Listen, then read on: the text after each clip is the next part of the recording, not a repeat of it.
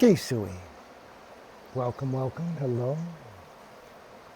How are you? Peace in the presence and the knowledge of the Holy Ghost be with each of you, humans and creatures alike. This is the 18th epistle, the book of Judges, written by Holy Ghost and Samuel, with just a couple more to go. Let's begin with our first video. All right, so we left off with some pretty unscrupulous things occurring here. And we can match this with today because history repeats itself consistently with mankind because of our foolish mistakes. And we repeat them because we think we can do better, or we know better, or we flat out ignore it. So what's going on with Israel right now? As we've taken Mikas, was just as one example of blending the religion of Quias with the religions of those that are their neighbors or who have been dwelling there in the land of Canaan, the pagans. And so we have a combination of these new finagle, back then, religions. It's the exact same thing that's occurring here in the world today. Now, on top of that, there was no king in Israel. As we mentioned before, everyone's thinking they're doing right, so there's this disarray.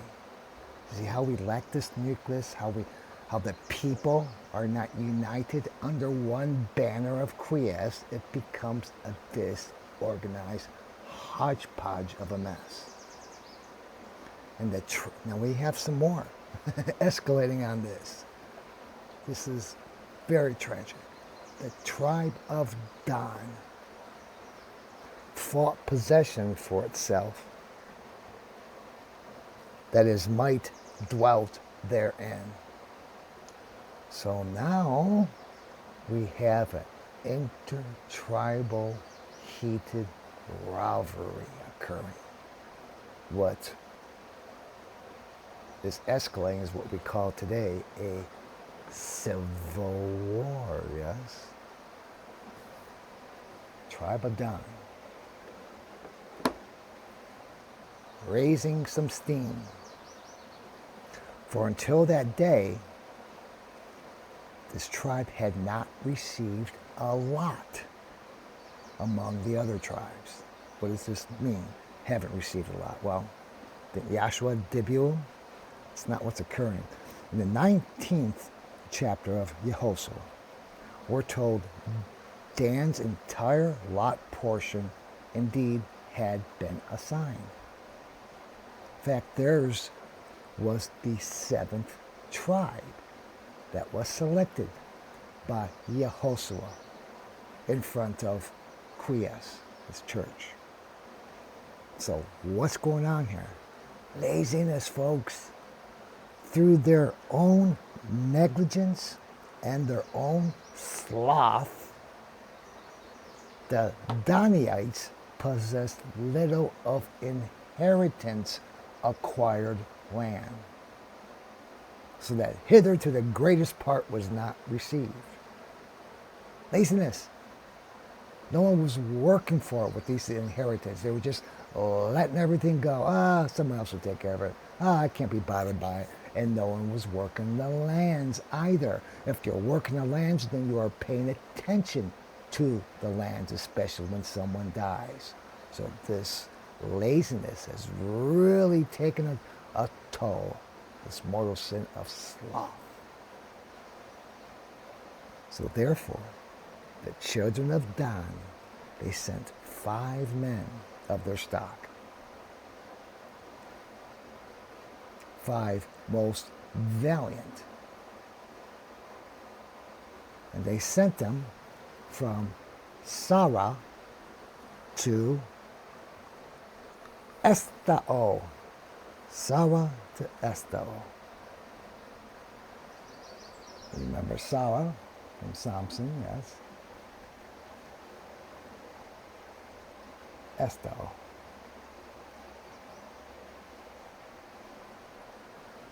Five men, 5 valiant men of their stock and family, from Sarah to Estao. They did this that they might view the land and diligently behold it.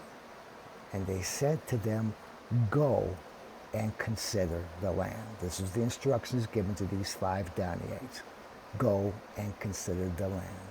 So they went forward and they came unto the famous Mount Ephraim once again.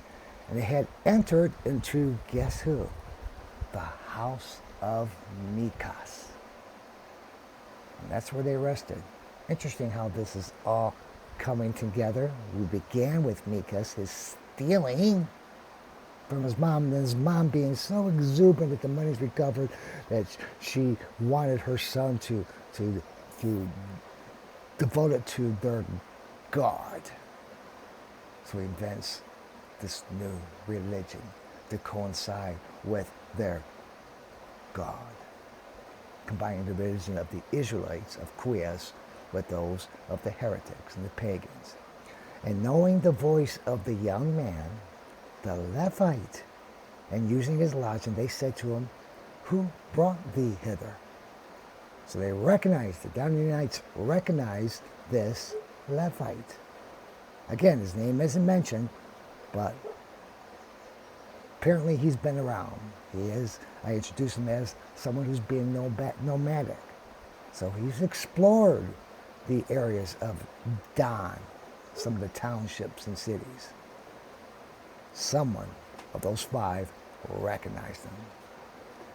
And he answers them, these and these things hath Mikas done to me, and he has hired me for wages to be his priest. Boom! That sends off an interesting light bulb in their heads. They desired him that he would consult the Lord. So they wanted this Levite to consult the Lord that they might know whether they should go on a prosperous journey and the thing should have effect. So should they continue to explore these lands, and will it be of no waste? Will it be prosperous for them, for the tribe of Dan? In other words, they're requesting that this Levite to consult with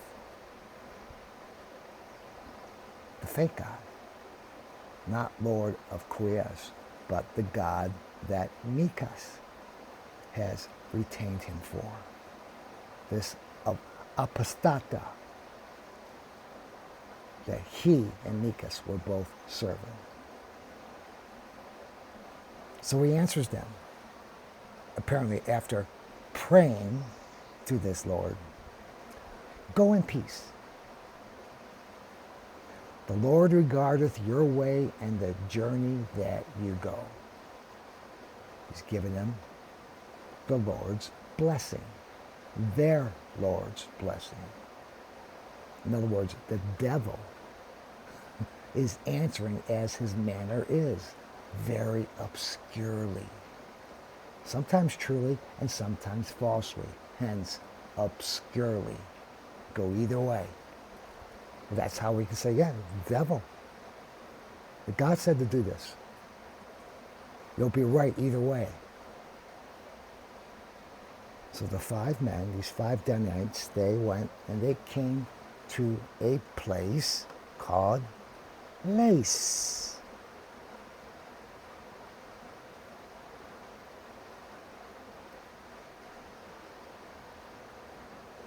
It's not stopping.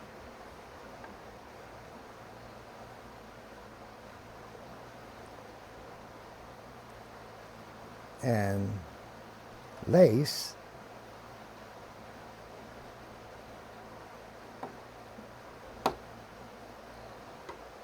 is all the way up north. So they come from here and they go north this way to about where Lace is.